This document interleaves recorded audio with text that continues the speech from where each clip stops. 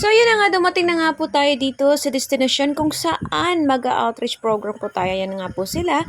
Nagre-relax muna at ninanamnam pa namin yung lamig ng hangin from kabundukan. Napaka-fresh dito eh. Talaga namang makakapag-relax ang lungs pag ganito talaga. At talagang tahimik, ang lamig ng simoy ng hangin. Ramdam namin ng fresh ang hangin. At yung mararamdaman mo yung ingay ng manok, huni ng ibon, at tawa ng mga kabataan. O, diba? Talaga namang nakakapag-relax. At hindi pa nga kami nag-umpisa na nakita na nga agad kung saan yung pagkain. Nag-scavenging na nga to, nagyayabang pa. Oo. Tingnan mo, mamaya ka lang sa akin. Naku, napakasarap pa naman. Maraming tanglad. Naku, scavenging na. Tilula later ka talaga. Siyempre, hindi naman atin yan. At bago kami mag-umpisa, siyempre, meron pong service dito sa community. Yung mga community na pinuntahan namin, meron talaga silang service bago kami nag-uumpisa sa aming pamimigay, sa aming pamamahagi ng regalo, munting handog, galing po sa ating mga sponsors. Thank you so much, sponsors. Ayan na nga po. Oy, may entertainment pa nga dito nagaganap si Sir Sed. Bago natin yan ipamimigay, meron po tayong traditional dance ang tinatawag. Yung tribo dance na tinatawag. Oo. Kung sa atin pa talagang mayroon silang doxology. Oo. So, yun. Sumasayaw po sila. Naghandog po sila ng sayaw. Panoorin muna natin.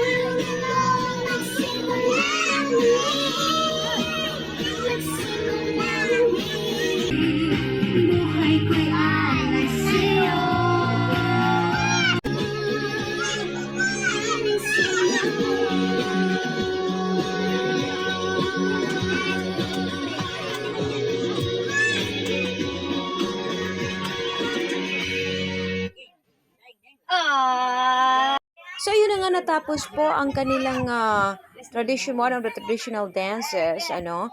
At magkukulitan na nga muna tayo dito sa harap ng camera. Ayan, no, tuwang-tuwa nga po kami. Oh, tingnan mo. So, umpisa na nga po natin ng sayawan. Bago yan ang lahat, bago kainan, syempre may sayawan. Ayun na nga, mag-uumpisa na nga po tayo sa sumayaw, sayaw dyan. Napakasaya naman talaga. Oo, sige, panoorin natin.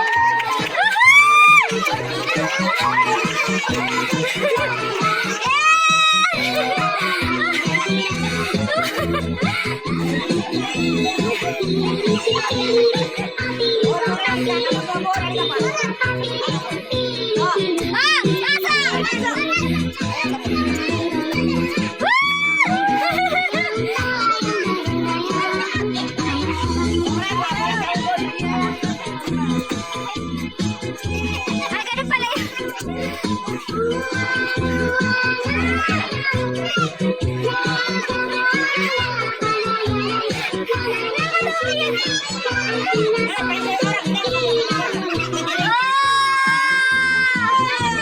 Sobrang saya nga naman, diba? Tingnan nyo naman, nagkatuwaan. At syempre, pagkatapos nun, mamimigay na po tayo sa susunod na video.